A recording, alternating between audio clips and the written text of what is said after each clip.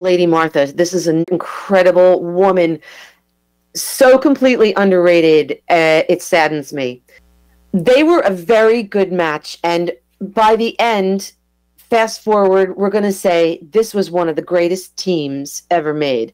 This was not really George Washington on his own journey. Martha was very much with him on that journey. Not only was she, but with him, but she was every bit of support he needed. He had the peace of mind to know that he had Martha with him when he needed her. Even when she was not with him, he had her love and everything she was with him, and he needed that. This is a very progressive handwriting. You look at it, and it does not look like of someone from 1760. It looks like somebody from 1960. You know, the freedom that she had within herself shows at a glance in this picture. She also uses herself, her space on the page very sophisticatedly, and she has a buoyancy and a high-spiritedness to her writing. The one thing that bothers me is her signature, and you can see the word Martha is written smaller than Washington. But Martha shows evidence that she was abused as a child. And so much so that she devalued herself to the point of never writing her name really bigger than the Washington name. Anytime she signed Washington, it was usually always bigger than her own name.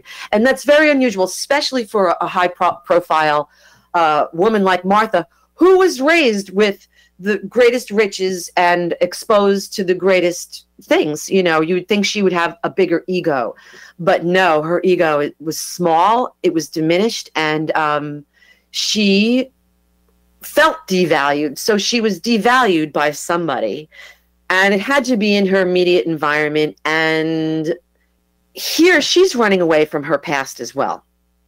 She really wants to get the heck away from where she was. And her handwriting, really fluid, analytical ability to get into details. She has a very fluid thinking mind. And don't forget, she's writing with a quill pen right now.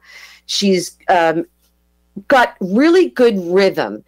Here in this sample, she's younger, and her handwriting is rather together, and you'll see as we look at more, she gets beat up by the war because she joins George, of course, in practically half of his stops.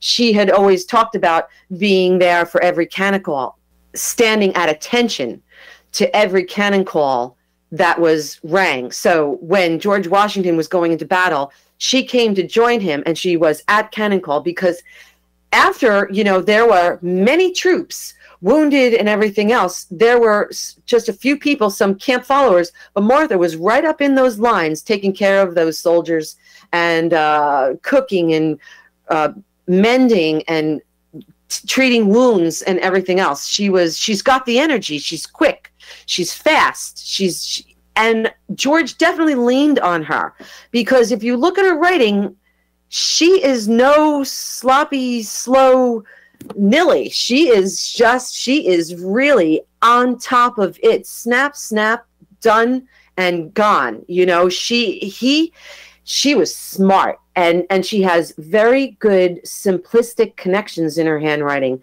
The top line, if you see also the word in on the very right, and she dots her I right on top. It's not a slashy dot, it's a very patient dot. She has patient dots in her eyes. So she's writing really fast, and yet at the same time, she has the wherewithal to be patient and respectful to her reader.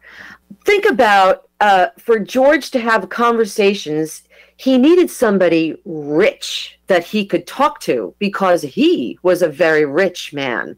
You know, I'm talking in the sense of his spirit, and she was as well. She was a very rich spirit, and somebody with intelligence and the wherewithal that potentially was even faster than George Washington, because she writes faster, she's quicker than him in certain instances. And I really can't get into it in this lecture, but another time I can prove that.